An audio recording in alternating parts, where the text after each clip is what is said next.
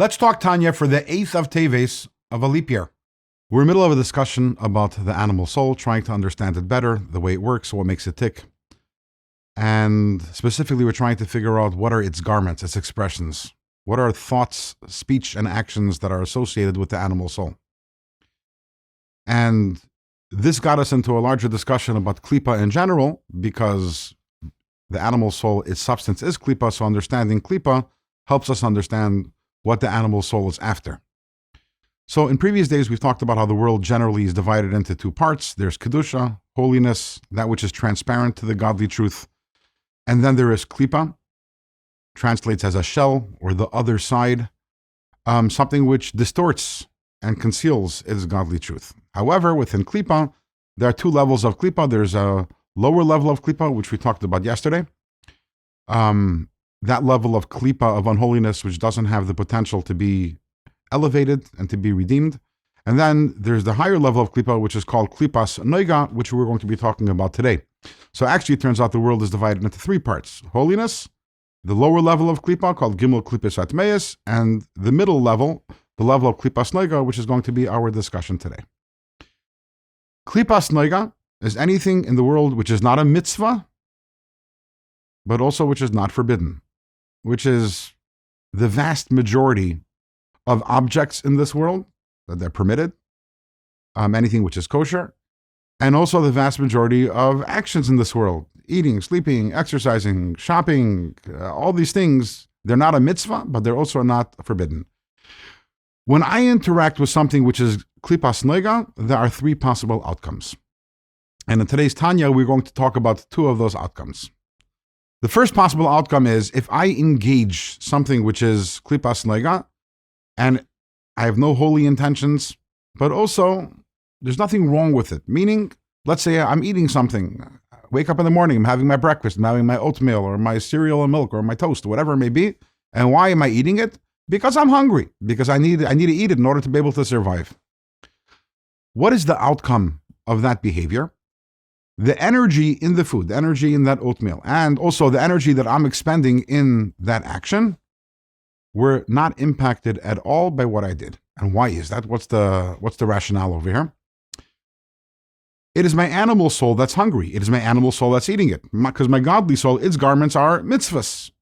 And it's not a mitzvah to eat this oatmeal.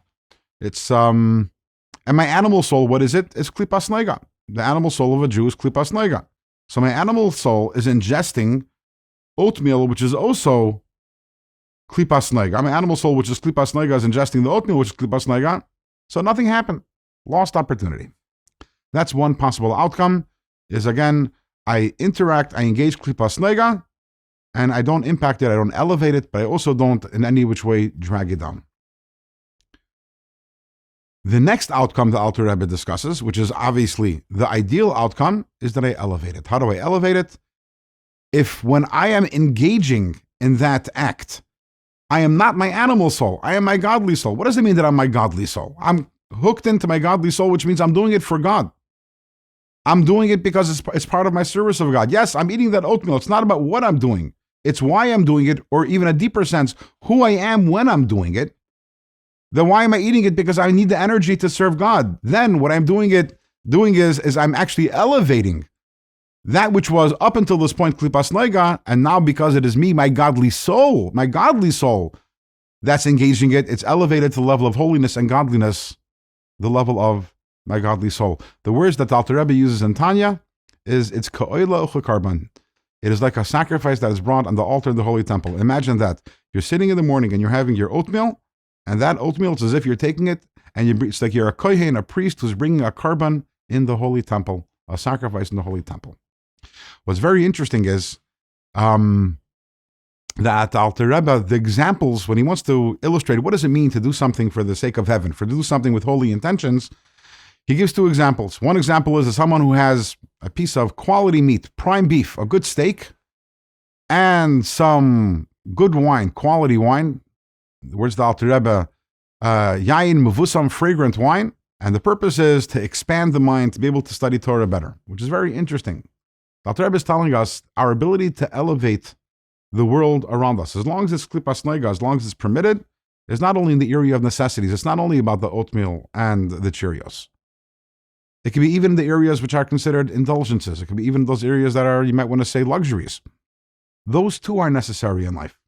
But when they are part of a holistic life which is meant to serve God, yes, right now I need a pick-me-up. So I need a good piece of meat. I need an ice cream. But why do I need it? Because I'm not about me. I'm about serving God. I'm plugged into my godly soul. And I need to have that expansive feeling that that good piece of meat or that cup of wine is going to bring me.